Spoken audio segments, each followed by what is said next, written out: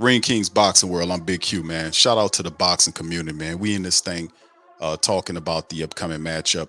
What potentially could be whoever David Benavidez wants to fight. He was calling out Canelo Alvarez. Now it seems like Canelo Alvarez signing with Al Heyman could be potentially lining him up to go against Charlo, which would be an interesting fight. We covered that on a previous show. In this show, we'll talk about David Benavidez rejecting the Morrell fight, and he said that the guy needs some more. You need to get some more wins under his belt before you come and see me. And a lot of people and Morrell was saying to himself he kind of cussed him out and did whatever he do. He was upset about it. But you know what, fam? This happens when you get fighters that get up to a certain level and you have young guys at the bottom that has less than 10 fights or something like that. They don't even look in their direction because like, okay, you got to get up here where I'm at. You got to, you know, earn your way up like we did. David Benavidez approached Canelo Alvarez about a bout with him, and what happened? Canelo Alvarez kind of shunned him a bit, went away from him. And he took that as like disrespect, was like, hey man, that was kind of, why you won't fight me? Why are you ducking me? Why are you hiding? It's crazy. But at the end of the day, they're not fighters. No, I'm telling you, they know. If you're a guy that fights in the gym, you pay attention to another guy's styles. A lot of these boxers will pretend that they don't have any errors, that they are complete, and they are told they're a complete fighter. They don't have very many errors, and they can beat this guy, beat that guy. Let me tell you something. When you fighting another fighter, and you know the fighter that fighter has everything it takes to exploit your errors, and your fighting style, a lot of these fighters will maneuver themselves away from that guy. A lot of the trainers will advise the fighters, because a lot of these fighters are advised by their trainers and their teams. And the trainer will say, I don't think you're ready for him, or you need to stay clear of him and we'll fight somebody else. And that's how they do it. Boxing is it doesn't have like a playoff system, right? It should have like a schedule system where it's similar to MMA, where this guy is gonna fight this guy, and there's none of this allowing people to decide on who they're gonna fight. No, if you are in these boxing organizations and you fighting this guy, it should be like a schedule set up that's controlled by the boxing organization, which give the fighters an amount of time to get it done. If they don't get it done, move them on out the way and put these guys here. That's how it should be done. But a lot of it, these boxing organizations are ran like families, like families, not ran like businesses. They got a lot of favoritism towards certain fighters, and that's unfair. But it's just the business of boxing. It's the most corrupt sport in all of the world. It's boxing. But anyway, the David Benavidez rejects the Morrell fight. This was something that was interesting to me. I'm not really that surprised about it. I know what David's trying to do. I like David Benavidez. I think he's a tremendous fighter. I think he is a fighter that can really make some noise at getting up to the top. And he wants Jaime Munguia next. And Jaime, had a very, very interesting fight against Davrchenko a couple of weeks ago. I watched the fight. I was like, damn, this is like a excellent fight right here. But Davrchenko is past his prime. He's a sorely old veteran that is like that. Is a guy that just tough as all outdoors, nails wise, and he exposed a lot of Jaime's weaknesses. Jaime Munguia is a guy that just wants to come in there and take your head off, and he has a rock chin. I got to give it to Jaime. I never see Jaime absorb punishment like that before, because he's a guy that gets in there and gets you out of there. And David Benavidez knows that Jaime Munguia's style fits with what he wants to do, and it fits what how he wants to do. Jaime needs to work on being a better boxer and not so much of a slugger. Jaime wants to get you out of there, and David Benavidez is looking at that, saying, "Man, I can exploit that weakness, man. I really could." But anyway, let's get into this. Benavidez denies that he agreed to a fight with the WBA regular super middleweight champion David Morrell Jr. He says that that's fake news, despite it coming from quotes from his own promoter, Sampson Lewkowicz. Benavidez, who's 27-0 with 23 knockouts, said he's not interested in fighting Morrell, who's only 9-0 with 8 KOs, even though it would give him a chance to become a world champion at 168. Instead, Benavidez wants to fight 9-title holder Jaime Munguia, who recently moved up to super middleweight and won a razor close decision over Sergey Derevchenko on June the 10th. Now, people on social media believe that Benavidez is afraid of Morrell. He's not afraid of Morrell. He's not worried about that the Cuban could upend his career before he gets Canelo Alvarez fight, which doesn't seem like it's ever going to happen. It's going to happen. I trust and believe it's going to happen. Now, Golden Boy was throwing out some names, and Benavidez is one of them. We're looking at a future opponent from Jaime Munguia, but it doesn't mean that the fight will happen. They would prefer to get Triple G for Munguia before that would be a massive one and more winnable fight for the 26-year-old. See, this is the business of boxing. Who wants to see Triple G and Jaime Munguia fight? Nobody wants to see that. But there's no fight where we're all lined up. I just seen that yesterday that supposedly I said I agree to fight, said David Benavidez, to Fight Hype, about him denying the news that his own promoter reported that, the fight with the WBA a regular super middleweight champion Morrell for October or November. I'm like, man, I bet this is my first time seeing about it. We're not fighting Morrell. Everything has been coming out that's saying that we agreed to fight. I haven't seen anything. I don't agree to fight anything. I'm not trying to make big fights happen right now. There's a lot of fake news out there. And the question is, why wouldn't you might want to make big fights happen right now? Why would you not want that to happen? We're trying to look. We want to fight Jaime. He came up to 168. I think we would be a great fight. Two big names. But if we can't get him, we'll probably do Morrell. There's a lot of fake news. Jaime is not going to turn that down. So, Jaime Munguia will take that fight against Benavidez. I don't like to say they're scared, but they didn't even reply to the offer Benavidez said about Canelo Alvarez not replying to the offer from his promoter about a fight. One thing that you could tell me that they're going to turn it down and wait one more year to try and get some more money, but they didn't even reply to it. So imagine if you got a deal on the table for $45 million and nobody replies. Like, I don't know what else to say. Canelo doesn't want to fight me. He'd rather negotiate with somebody that hasn't fought in 3 years. No disrespect to Charlo, but he still hasn't fought in 3 years. He's still going to have ring rust. I said 2 years. Man, it hasn't been 3.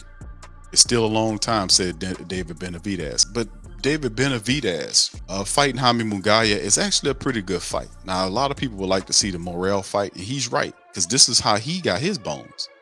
He didn't, when you get up to a certain level, you're going to have a lot of people calling you out. And most of the people that's calling you out from the lower levels is calling you out because, and sometimes they're trying to look for a way to jump past people that put in their work to get to contention level, to contend with the guy that's at the top. So you have talkers, and sometimes talkers will jump ahead of fighters that's a lot better. Remember Rolly Romero, who was basically a slugger, not much of a boxer, and he has a lot to learn in the ring. As you can see, the last 2 fights that he has a lot to learn. So you just get in there and beating people up. That looks good when you fighting lesser competition. But when you're in there fighting a skilled fighter that knows how to counter punch and move around you and know how to fight you, you're gonna have to use more than looking to knock him out in the ring. And that's why a lot of these guys get found out when they fight stiffer competition. So at the degree when you're at the top, or a person that's sitting high in your weight division, and you have guys below you that's calling you out and saying that you're scared to fight me, you have to, they know what they're doing. They're trying to get you to respond to them, to give them a fight, to help them jump up a few levels. Because if a guy with 8 or 9 fights beats him at 20 plus fights and beats him, that's a huge jump right there. So a lot of fighters, they don't even pay attention to any of that. Now, in some rare circumstances, you might see it happen. But most fighters, and David Benavidez is a smart guy. He's not going to let somebody talk him into a fight that he doesn't want. He's gonna go with Jaime Munguia because Jaime will accept that fight. And that will be a good fight for David Benavidez. It'll be an interesting fight because David Benavidez is a guy that knows how to fight. Jaime Munguia has had a lot of fights, but Jaime still has a lot to be desired. When like I said, when he fought Derevchenko showed the boxing world how to beat Jaime Munguia. Watch the fight. It was a very entertaining fight. But Derevchenko showed the boxing community how you could beat Jaime Munguia. And David Benavidez watched that fight. He said, I can beat this guy. I can take advantage of this weakness, that weakness. I can counter punch him. I can move around. I can frustrate him. And that's what's going on. So we'll see how it works out. So y'all give me y'all thoughts in the comment section on who wins between David Benavidez and Jaime Munguia. We got any Jaime people in the game? But anyway, let me get to the point of the stream, fam. We talk about the art of ducking, and I'm not talking about the art of, you know, uh, missing or ducking people throwing punches at you physically. The art of ducking, like when you talk about fighters throughout the past, and they had some great ones that duck other great fighters as well. I made mention of one in the previous stream, but there are situations that occur when the fighter listens to the trainer or the promoter and says, listen, we have a business together. The promoter and the trainer are in business together, and they're only trying to do what's right for the interests of the fighter. As long as the fighter can retain and hold on to the belt, they can make more money. That's why you see Canelo Alvarez move like what he do. He'll pick this type of fight. It'll take his while to pick this. He's very strategic in picking fights. Of course, he wasn't going to fight David Benavidez, who's been active, versus Charlo, who hadn't fought in 2 years. Of course, that's a better fight because he is looking at the risk versus the reward. That's how he stays on top of the boxing game. He don't just take stupid fights against people that he knows that he can beat him. They're going to study the guy and say, listen, we could take advantage of him. If Charlo was active over the last 2 years, I promise you, Canelo wouldn't have fought him. He would have fought somebody else. He wouldn't have fought him. But the fact that he's been inactive will be a big plus for Canelo, who has been active. Now, can Charlo beat him? That's a whole nother discussion. But to talk about ducking and how it happens, let's listen to a former champ talk about it from his perspective. Here's Mr. Andre Ward talk about ducking. And it's high risk, low reward. And you gotta be stubborn a little bit as a businessman in the sport. And just understand when you become stubborn, everybody's not gonna understand you. You're gonna be misunderstood. Things are gonna be said that aren't true.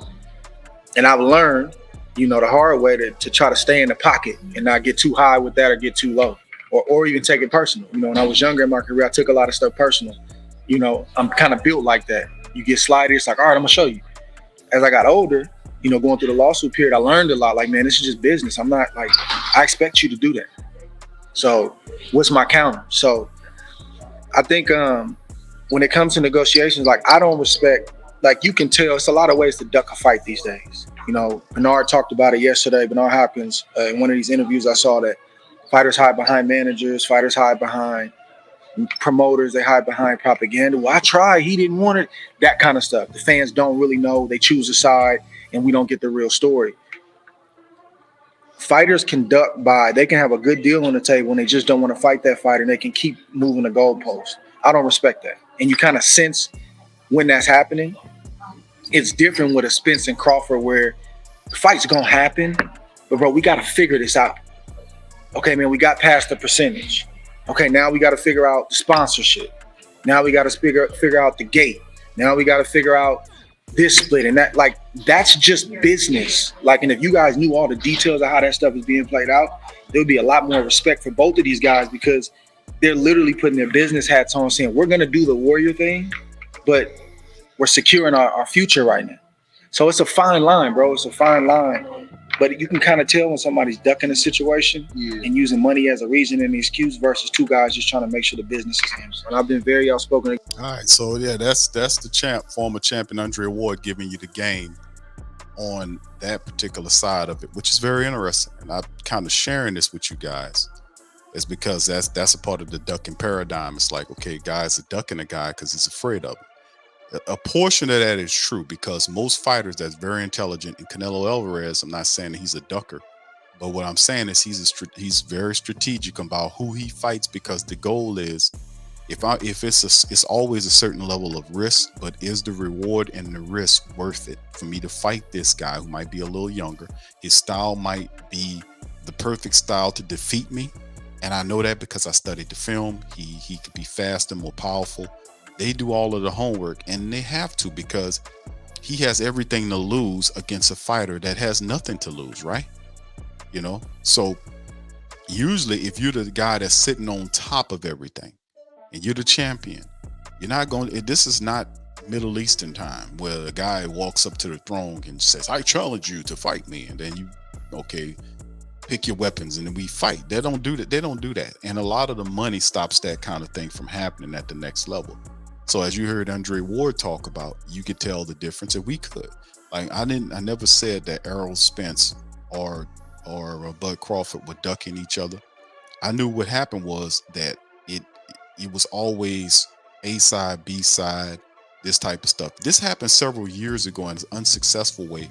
What happened when Anthony Joshua had several belts and Deontay Wilder had, I think what he had, the WBC belt or the I forget, the green belt. Deontay had the green belt, and Anthony Joshua had the rest of the belts in the heavyweight division.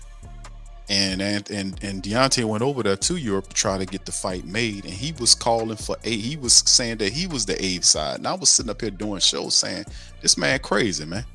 You out of your damn mind." Because somebody with business tell this dude that this other guy over has several belts, and you have one belt, and you trying to become undisputed of the heavyweight division.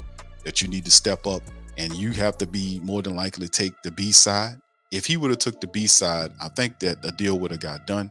But I'm from the Mayweather school of thinking. Mayweather will tell you, "Hey, listen, you whatever you want, pay me whatever you feel that I'm worth. I will sign off of it. And they said, once I beat you and take your belts, I will name my own price." Where is that school of thinking at? A lot of that's disappeared because a lot of the promoters and trainers who all want to get paid and get broke off this fighter are shooing away a lot of potential deals that have a lot of high risk to them. And most of these fighters, they don't want to tend with the high risk versus a low reward. Now that might not sound good for fight family members because we want the best to fight the best, but that is also a formula as part of boxing. I thought I wanted to educate you guys on the art of ducking versus not ducking.